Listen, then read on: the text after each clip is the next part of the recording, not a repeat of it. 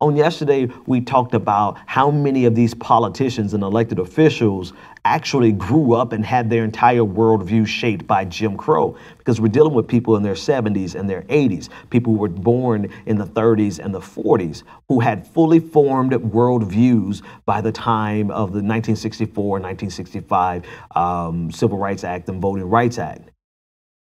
And, you cannot tell me that some of these people were not on the opposite side. Some of these elected officials in Washington, D.C. right now were not on the opposite side of those lunch counters, harassing and hurting and beating and abusing black and brown, well, black people. I'm so used to saying black and brown people, but black people. You can't tell me. You can't tell me that Donald Trump during that time was looked down on black people simply because they were black. Mitch McConnell, who was born at that time, Joe Arpaio, Roy Moore, let's just go down the list.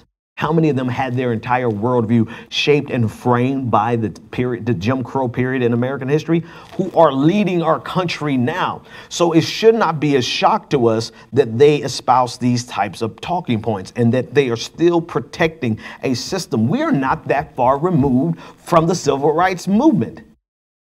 We never, just because we got a black president, people thought we were post-racial for like a week before they realized, oh, we're not only are we not post-racial, but we are so deeply rooted in white supremacy and racism that we had not even seen the depth of it yet. And then we started to see exactly what and how and why they would attack the first black president the way that they did over issues, why they would part ways with him over political issues, over policies that they used to champion. And it's if you want to expand this from simply being about race, right? You can't really expand it further than ethnicity and nationalism. That's really like the furthest that you can extend this without being disingenuous. Because if you expand it to what it really is about now, it's about the other. It's the otherification. People who are not white Christian men, white conservative Christian men, and their wives, right?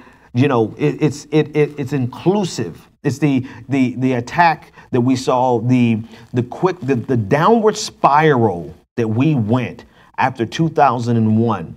We went down a spiral that vilified, that changed the villain from being, we didn't have a good villain.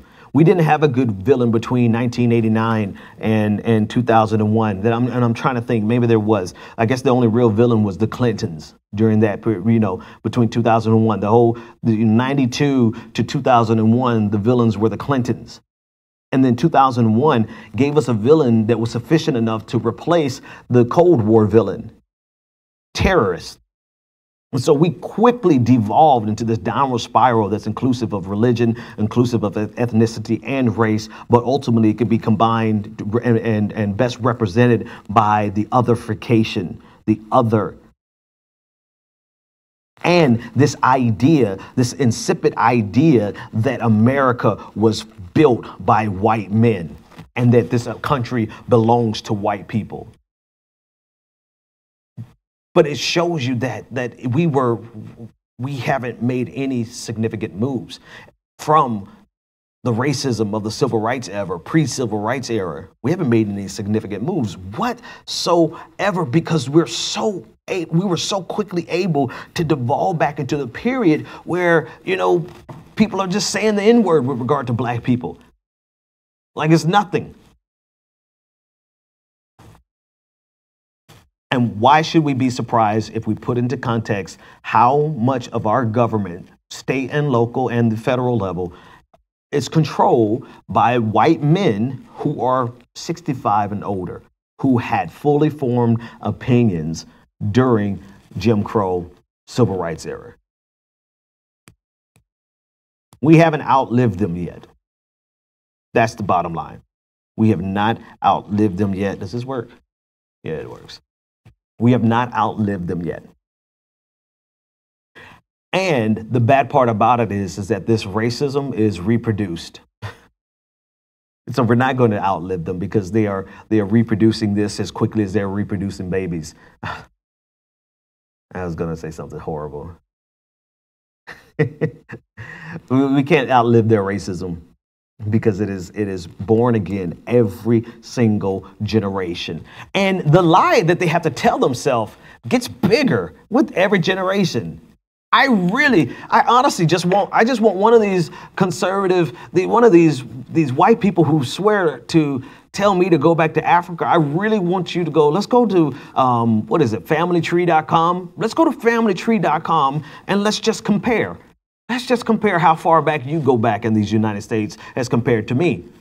And not that actually matters, because America is not, your Americanism, if you're proud of that, is not based on how long you've been here. Let them tell it. But based on this idea that you have a right to this country more so than the literal bloodline of the people who built this country. Really? That's the most fatuous position that is forwarded on a regular basis.